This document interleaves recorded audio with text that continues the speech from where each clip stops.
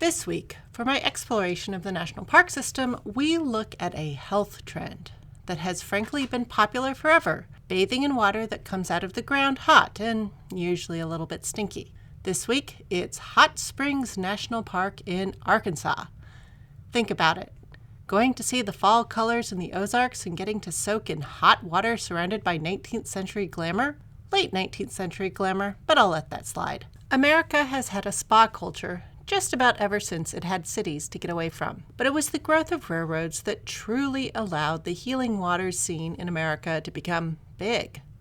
Too stressed by all your big business concerns in Richmond or Atlanta or Baltimore or Charleston? The changeover from sailing ships to steamships, is that playing havoc on your shipping schedules? Has a nobleman of questionable antecedents and delicate constitution started taking up too much space in the family home? Well, take a train to Bathhouse Row in Hot Springs, Arkansas, and soak your troubles away.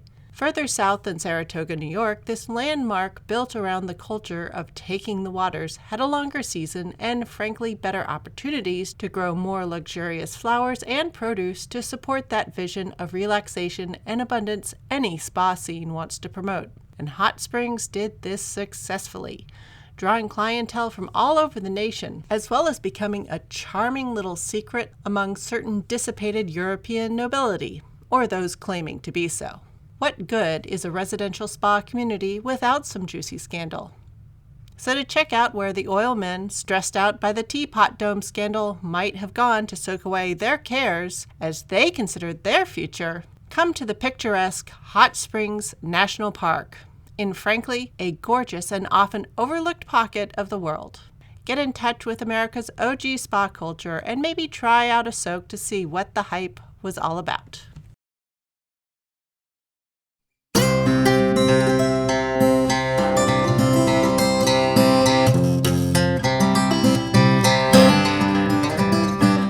Episode 129, America Goes on a Diet, a History.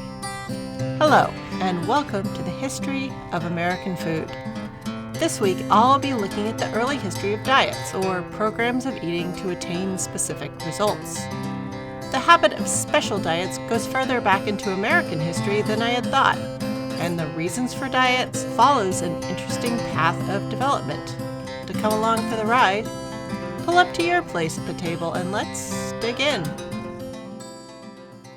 The first thing you need to know is that the very first diets, as such, were not about losing weight, and the first American diets were aimed at American men, not women.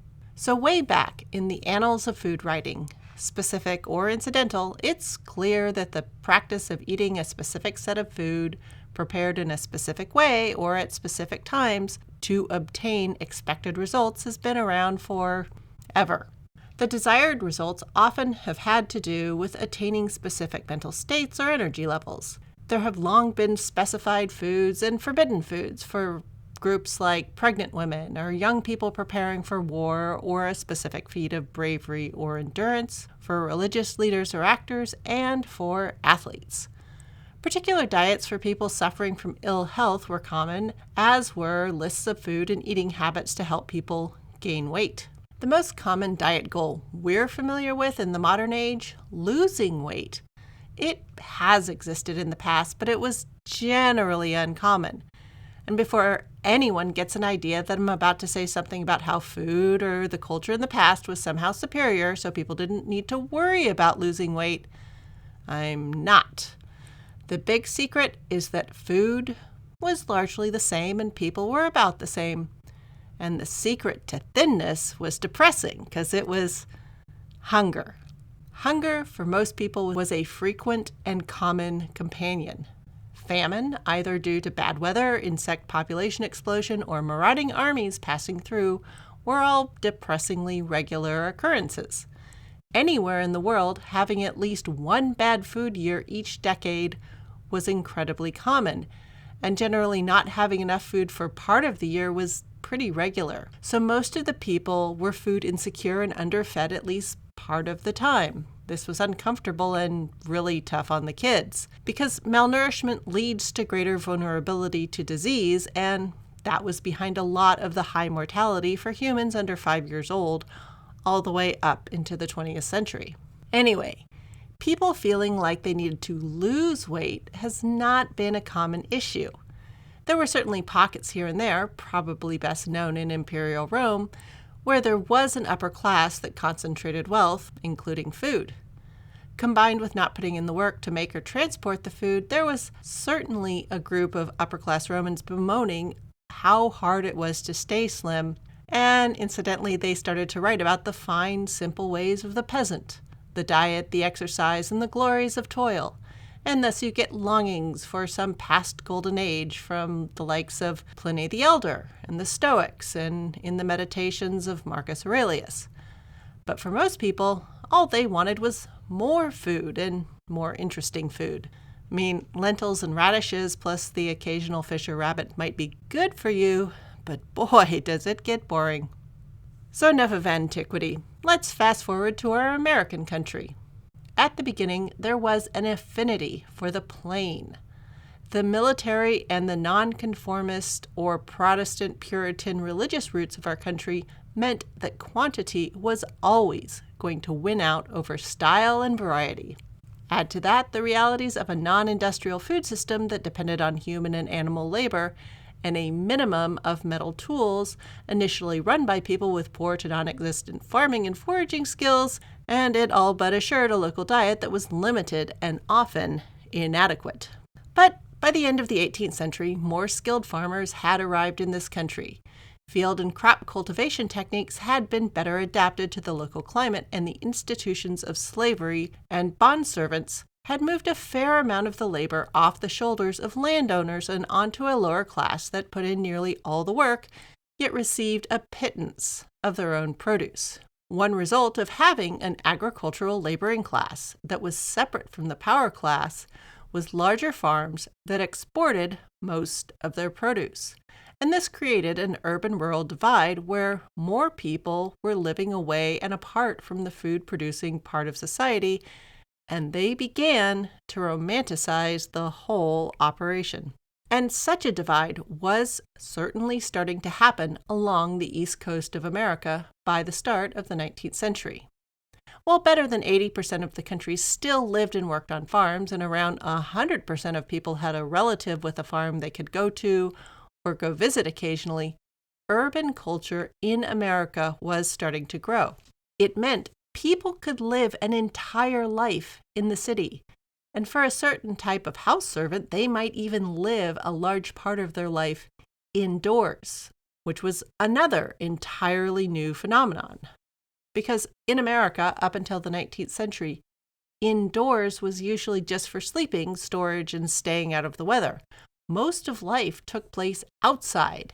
Even domestic work, cooking, cleaning, raising children, spinning, sewing, mending, putting up food for the winter, and such took place on the porch or in the dooryard. But now, here in the 1800s, this meant being inside for most of the day. That's a very recent phenomenon. But there was definitely a class of people, men especially, who were beginning to find work that kept them inside for most of the day. Men of science, for sure.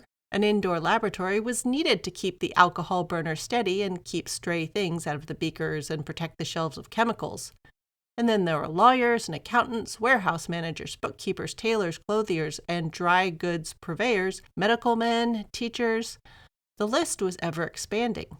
And if there was one thing these men started to notice, it was that this life of relative ease, as opposed to the work required to raise and process food, it caused the healthy glow of skin that saw the sun to fade, and the firmness of the bicep and belly also tended to pass away. Further, as cities got larger and the food production locations were further afield, all sorts of new worries accrued. How old was that beef, now that I don't personally know the farmer or the cow? And how long ago did that fish get into the docks? And how long has that milk been on the road? And at what mill was that flour ground? And then there were the people who found themselves working in factories. Sure, they still toiled all day, just as they had on the farm, but now they found themselves faced with food of questionable or unknowable quality. But they needed sustenance. Hungry at the end of a long work shift is not the time to be complaining about the quality of food. So one interesting offshoot of the rise of science and the new understanding of chemicals, their properties, and how to isolate and use them led to a rise in the addition of adulterating substances. Back in the early days, something like carving fake nutmegs to mix in with the real ones existed, but it took time and lots of effort. And making things like lowest quality tea out of the floor sweepings of tea factories had limited utility. And at the very least, at least it contained some tea. But the way these things worked meant that such adulterations had limited spread and were only profitable for high-value items. But now we're in an age where people could get ice and transport fish suspiciously far and keep them fresh, maybe suspiciously long. Chalk and alum and plaster could be added to flour as a whitener and a lightener. Food adulteration at scale was being done to food distributed to possibly anyone or everyone.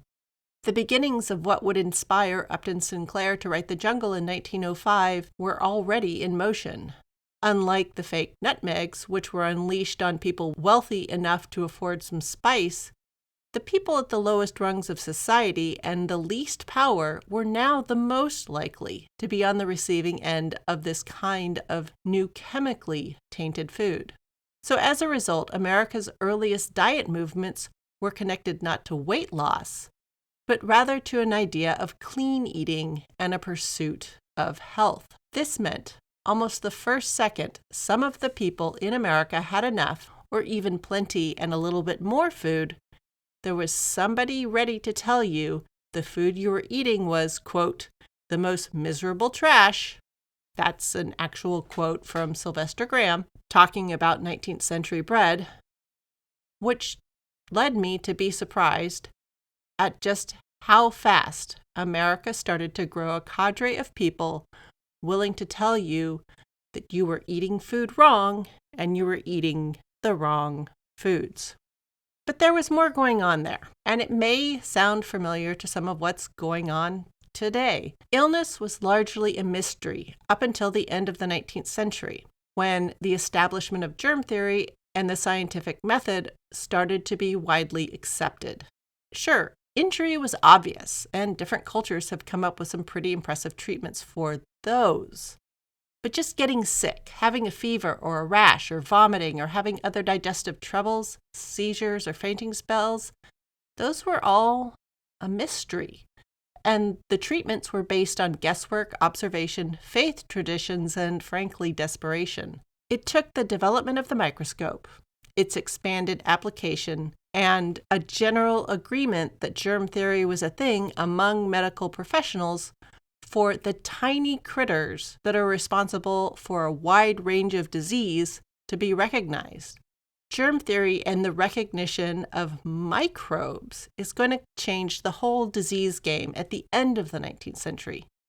But here we are at the start of the 19th century, and America is building cities without adequate management systems for human waste, not to mention the manure produced by the horses they have in town for transport, the pigs they have in town in pens to use as garbage disposal, the cows they have in town which are fed from brewery waste to produce milk, and the result is, along with a growing list of foods that seems to be tainted in new and interesting ways, there is the specter of cholera that begins to haunt cities as well.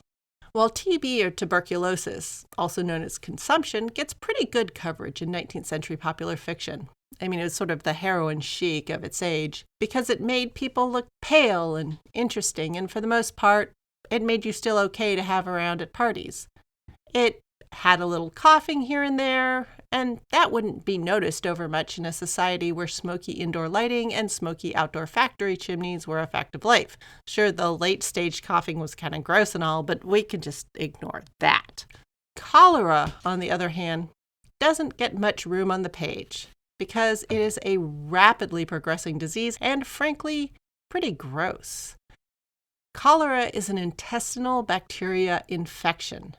The disease spreads itself by causing the victim, once they've built up a nice load of fresh bugs, to spread fluids from both ends of their digestive tract far and wide.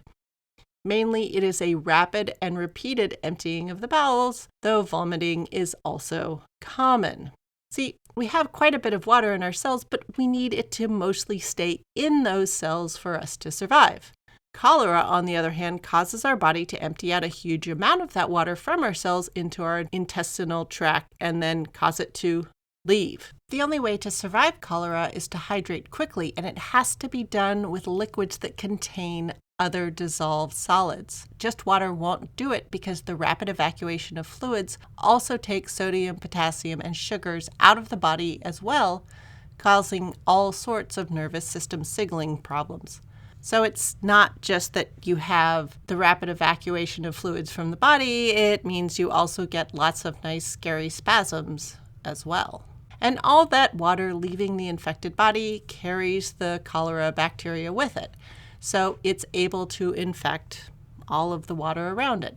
So that means if the water around sick people is not properly boiled, it will continue to infect and reinfect. And in the 19th century world that was still suspicious or even just ambivalent about soap and hand washing, you can see how cholera would spread widely and easily. America had multiple brushes with cholera in its early years and major epidemic outbreaks in the 1829 to 1837 years and again in the 1880s. And two places cholera dependably popped up was first in poor urban areas where there was limited access to water and terrible sewage management. And the second place people could dependably track cholera outbreaks was to vegetable matter. In the early 19th century, started to see produce stands in cities. When the fruits and vegetables arrived, dirty and dusty from their wagon rides into the city, they would be rinsed in the local water, and then cholera could spread from there. I talk about the suspicion of raw fruits and vegetables in some of my early episodes, and these cholera outbreaks only tended to make people even more suspicious of vegetable foods. Many people were wont to shun them altogether for safety. The result was that some of the first commercially publicized American diets were really built out of a desperation about a loss of control in a rapidly changing world. The first version of clean eating developed from a very real and reasonable fear no one seemed to have an answer for. People, including doctors, could see connections between certain foods and certain deaths. And cholera in children and vulnerable adults can be fatal in less than 12 hours. And nobody knew why. So a common approach was to identify foods as dangerous and then urge avoidance of those said dangerous foods. And this proclivity to tell people what not to eat instead of trying to solve the problem has incidentally led us to a food system where two major pillars of the American diet, eggs and flour, are considered unsafe when raw. This was not inevitable and is still reversible. It just will require more collective will than the American food system currently seems to have. Fixing it will cost rather than make money. The current solution of don't eat the thing places the responsibility on the individual rather than on the large entities that created the problem and could fix it. And it's worth noting that shifting responsibility to the individual and away from institutions in the name of free choice will be another constant refrain in the parade of American diets. But anyway, under the cloud of cholera fear, a popular anti-cholera diet included just lean meat, weak beer, potatoes, tea, and coffee. And since beer, tea, coffee, and potatoes all require boiled water, it was probably a pretty good bet. But many people began to notice that a no-vegetable diet, coupled with this limited liquid consumption, led to an uncomfortable, embarrassing, but extremely common complaint: constipation. In fact, the relief of constipation, under various euphemisms, will end up being the centerpiece of many American diets all the way up to, well, right this second. Looking to food as a way to deal with being in a world that seemed beyond our control was a go-to at the beginning of the country and continues to be so to this very day. If a person can't understand why everyone around them is dying, and all too often this included their children, one of the few things people did have some control over was what they ate. People who live in places with established food cultures and layers of food history to dig into, they usually have a little more defense, or at least some sense that there are limits as to how miraculous food can be. But in America, where there is no long established way of eating, and not just the people and culture, but most of the crops are imported, there seems to be no end to the idea that the next new food or food combination or approach to food might hold all the answers. While America will constantly lead the way in food innovation, in growing, in packaging, and in advertising, we will also be uniquely receptive and vulnerable to admonitions that there is a magically perfect way to eat, or an item to eat that will grant us strength, endurance, long life, and vulnerability, and moral superiority. As a country that was sort of thrown together as the world was rapidly changing, we have a rather rootless food culture. It's influenced, but it's also desperately substituting. As this new wobbly country was trying out all sorts of new systems, new landscapes, and new technology, Americans were desperately in search of reasons why to eat foods and why not to eat foods. The unsteady American identity seems to make us both willing to try foreign foods and yet at the same time adapt them and make them uniquely American. On one hand, the American diet will scorn a strange food item from a faraway place and yet simultaneously be looking at another food from far away as the answer to all of our problems. We'll view one culture as strange and disgusting and yet see an Americanized version of it as the one that magically has all the answers. And because our attraction to diets and eating plans is often based on wide-ranging and miraculous results, we are somehow thoroughly disillusioned with one way of eating when it doesn't deliver, and yet wide open to the next diet, because surely that one could hold the answer. So I don't know if we'll ever get off this wild pendulum ride of elation and disappointment in the search for the perfect way to eat, but I do know where America's diet journey started. And that was in the early 1800s and centered around the concern that city life was stealing the vitality of the American man. There had to be something that one could do to recapture the good health of that lost golden age. So join me next episode for an exploration of America's first diet craze, Grahamism and the vegetable diet.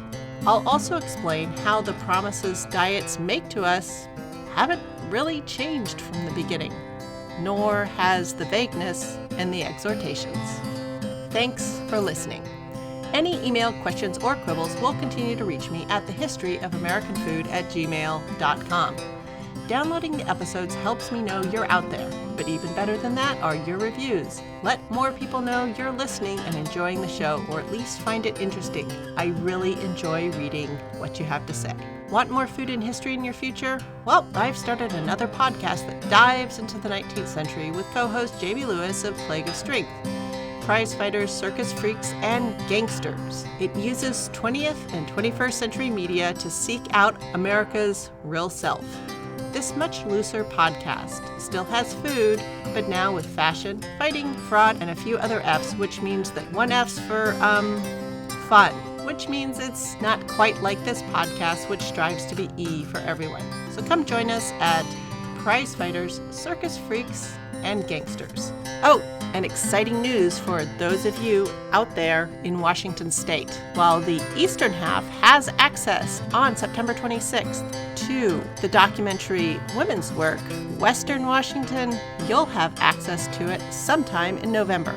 More details about Women's Work coming up. Music for this podcast is Fingerlympics by Dr. Turtle, and you can find me on Threads, Insta, and everywhere else as @THOA Food, and all this info is available in the show description.